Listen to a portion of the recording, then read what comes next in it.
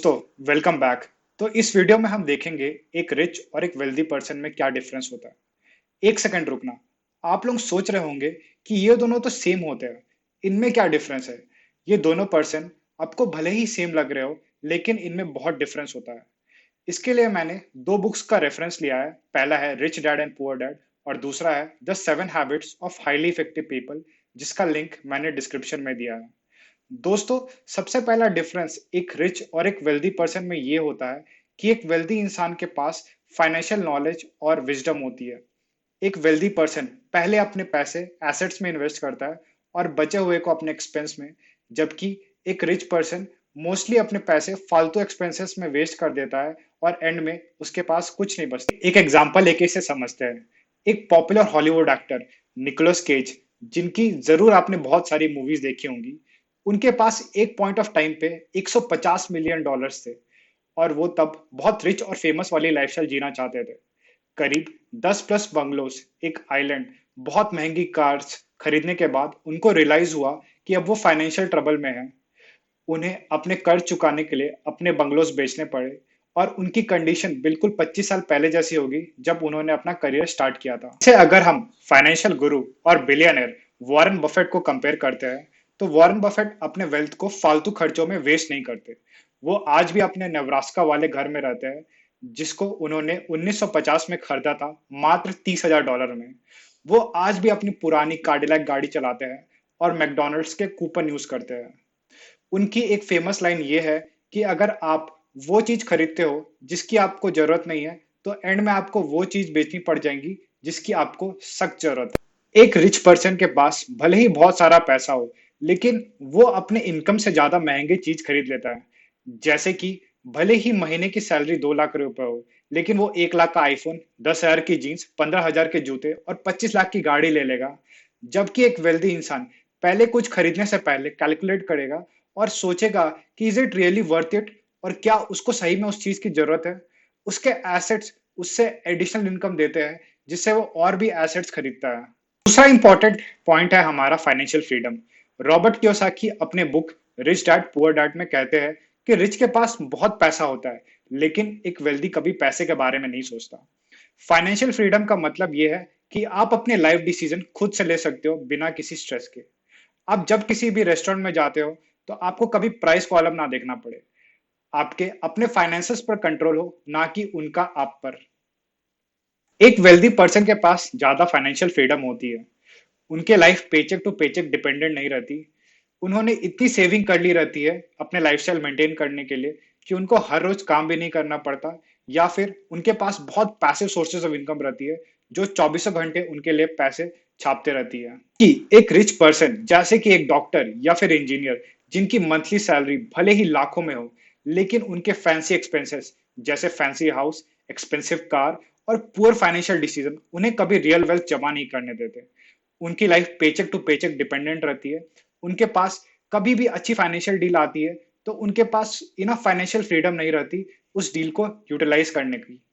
एक wealthy person हमेशा अपनी लायबिलिटी को अपने पूरे नेटवर्थ के 15% के अंदर रखता है। लायबिलिटी में मैंने जनरली उनके एक्सपेंसेस जैसे houses, car, expensive vacation, educational loan, private tuition fees include किया है।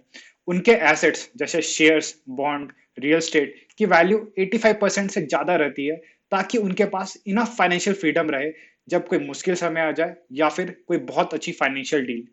इसका बहुत अच्छा एग्जांपल है इंडिया के richest person mister Mukesh Ambani, जिनके एक्सपेंसेस जैसे दुनिया की most high priced residence Mumbai की एंटीला टावर, जो उनके नेटवर्थ का बस 3% है हमारा ड्यूरेशन टिल मनी लास्ट।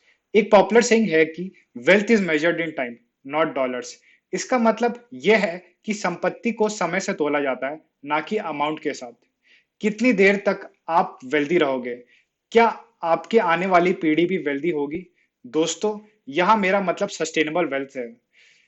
दूसरे शब्दों में कहे तो एक वेल्दी इंसान हमेशा वेल्दी रहता है, जबकि एक रिच इंसान तब तक रिच रहता है जब तक उसके पास पैसे हो। जब पैसे नहीं रहेंगे, तो वो वापस गरीब हो जाएगा। इंडिया के रिचेस्ट फैमिली ग्रुप्स जैसे कि टाटा, बिरला, अंबानी, बजाज क्यों इतने सालों से वेल्दी है?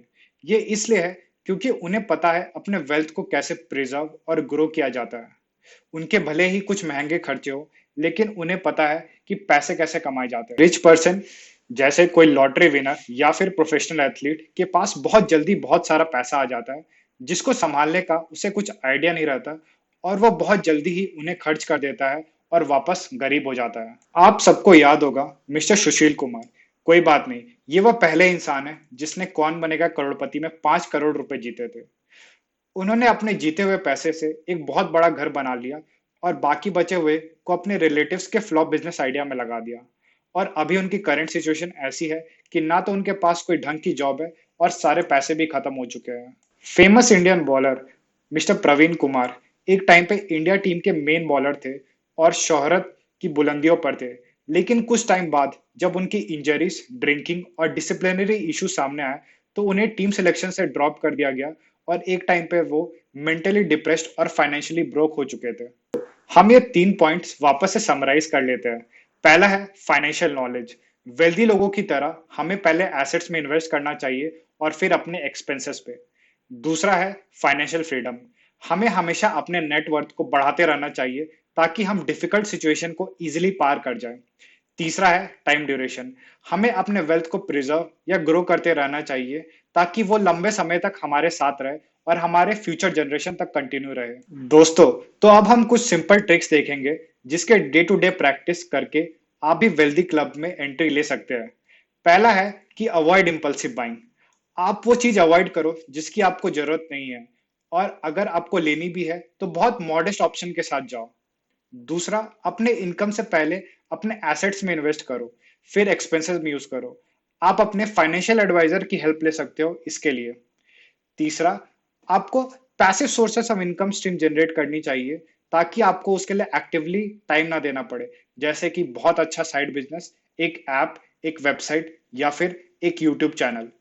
चौथा पॉइंट है कि आपको हमेशा अपने स्किल्स और नॉलेज को इनहांस करते रहना चाहिए, अच्छे बुक्स पढ़कर।